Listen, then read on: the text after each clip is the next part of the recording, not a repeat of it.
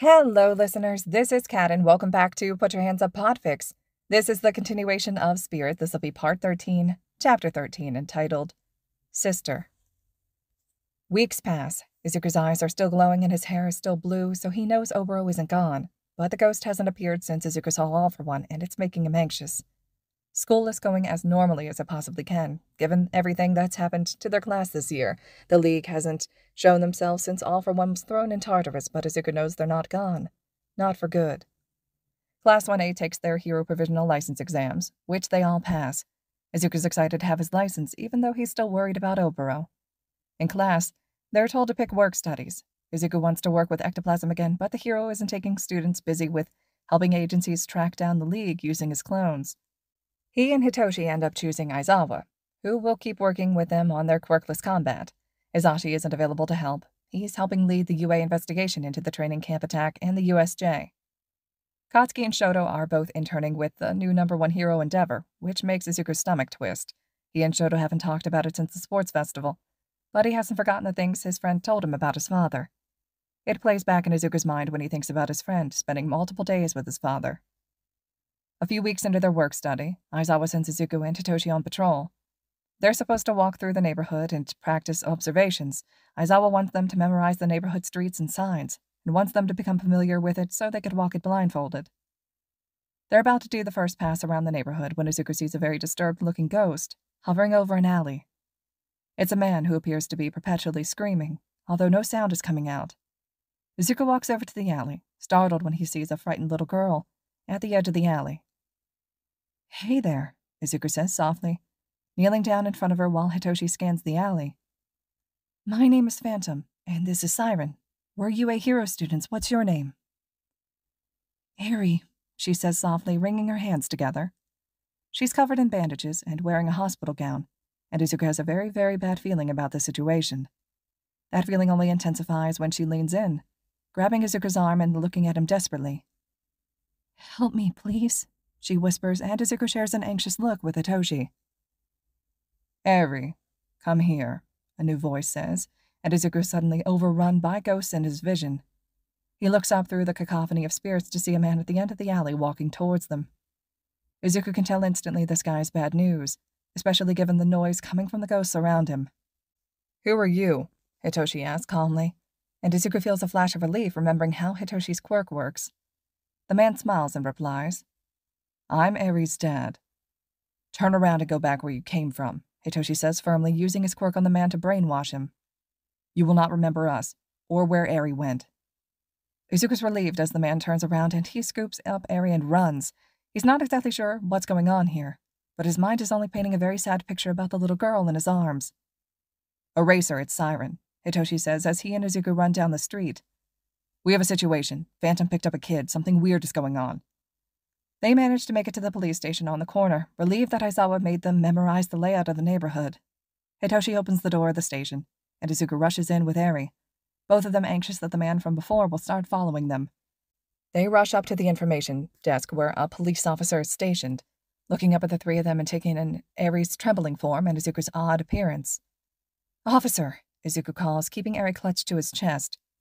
"We're work-study students with Eraserhead."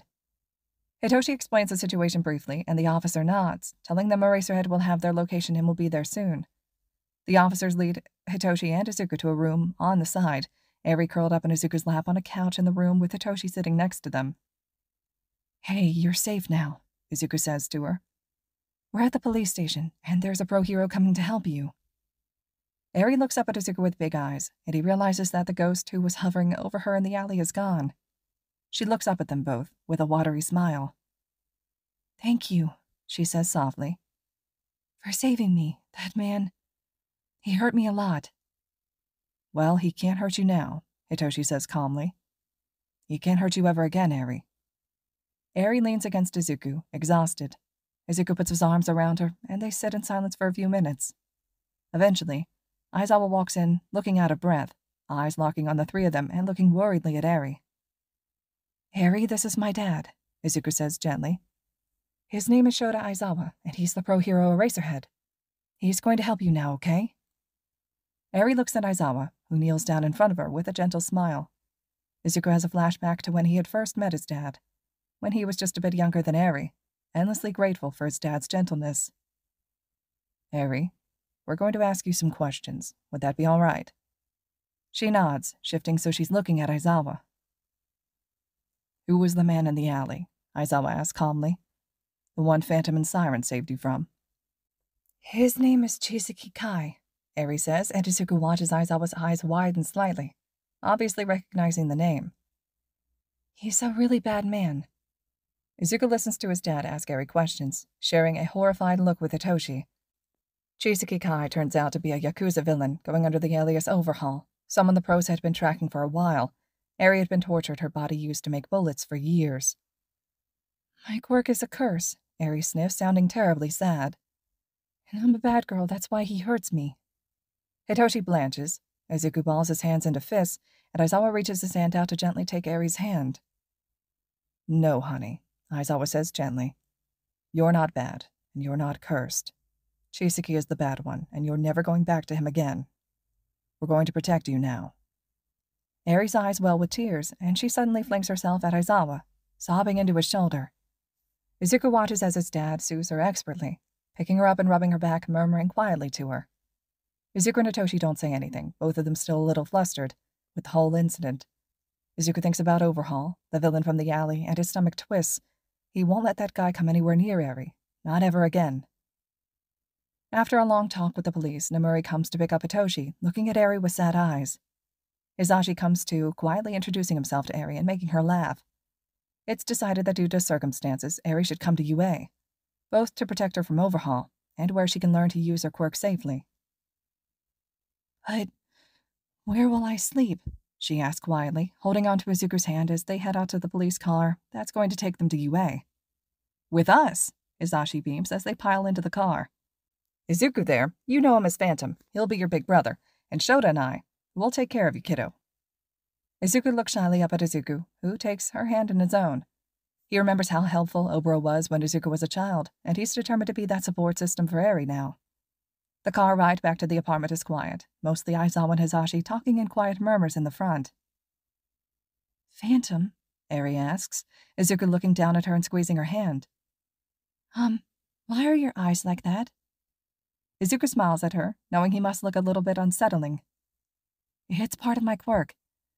I can see and talk to ghosts. My friend Oboro is a ghost, and sometimes he uses my body, which is why I look like this. And you can call me Izuku, that's my real name. Eri's eyes widen before she reaches up and touches Izuku's blue floating hair. It's pretty, Izuku. Thanks, Izuku says gently. After they make it back to UA, Aizawa carries Eri up the stairs to their apartment in the staff dorms. Fortunately, their new apartment has an office space, so they'll be able to make that into a room for Eri. Izuku figures in the meantime she can stay in his bedroom, since he has the dorms to sleep in. Home sweet home, Hizashi grins, opening the apartment door. Aizawa gently puts Eri down on the floor, and they watch as she looks around with wide eyes. This is where I live now, she asks, looking a little overwhelmed. That's right, Aizawa says gently. Hizashi and we're going to be your parents if you'd like, and Izuku will be your big brother, like we said before. Eri looks up at them all, her eyes wide. Tosan? Yep, Hizashi beams. We're both Tosan, and Izuku's your Nisan. You'll be safe with us. Izuku can tell Eri's just as overwhelmed as he was when he first came to live with his parents. He wants more than anything to get her out of the hospital gown she's wearing, wondering if his parents happen to have any of his old clothes that might fit her. Come on, Eri. Let's run a bath for you, Aizawa says softly. Do you want some help washing your hair? Eri nods and Aizawa shows her the bathroom. Hizashi and Izuku work to make a simple curry dinner. Izuku's stirring the curry when Hizashi kneels down, digging through the cabinets. What are you looking for, Dad? Izuku asks curiously. Hizashi is halfway stuffed in the cabinet, sounding like he's knocking over every piece of Tupperware inside before he shouts a triumphant, Aha! I knew we still had these. I wanted to find some kids' plates and utensils for Eri. These were yours, remember? Izuku looks down fondly at the little plastic blue and red all-might plate, complete with a matching set of chopsticks and a cup covered in red and blue stripes. Hizashi works to hand-wash them in the sink and dry them, setting them on the table for Eri.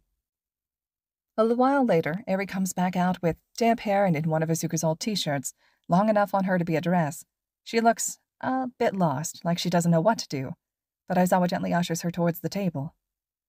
Eri, we weren't sure what you liked, so we just made a family favorite, Izashi says as they sit around the table. Have you had curry before? Eri just shakes her head as she sits at the table, looking at the food in front of her with an unsure expression. It's good, Izuku tells her. It's not too spicy. I think you'll like it. Eri nods, reaching and taking a bite of the curry, eyes widening with surprise. After chewing and swallowing, she looks up and says, It's good. The rest of the meal passes with quiet conversation, and Izuku's relieved to see Eri eating. There's going to be a lot they have to process with her, and Izuku knows she's going to have difficulties, but he's mostly just relieved that she's safe. After dinner, Aizawa and Hisashi tuck Eri into Izuku's bed to sleep before Aizawa walks Izuku back to the dorms. Do you think she'll be all right, Dad? Izuku asks his dad once they're nearly at Heights Alliance. Aizawa sighs, looking up at the stars, hands in his pockets as they walk. I hope so. Your dad and I will do everything we can to support her, and I know having you around will help too. I know it's a big ask, but once we get a room sorted for her, would you mind sleeping at our place? It'd give her a lot of stability. Izuku nods. Yeah, for sure. Aizawa smiles at him, reaching over to sling his arm over Izuku's shoulder. You're such a good kid, you know. Always have been. I have good parents, Izuku says, blushing a little at the compliment. And now, a good sister. All right, listeners, this concludes Chapter 13 of Spirit. Chapter 14 will be up next. Hope you all are still enjoying. I really like how the author covered them bringing Eri into this story. I think it's a nice twist on it, them rescuing her right away. I always think that's great. Eager to hear your thoughts or reactions, and as always, thank you so much for listening.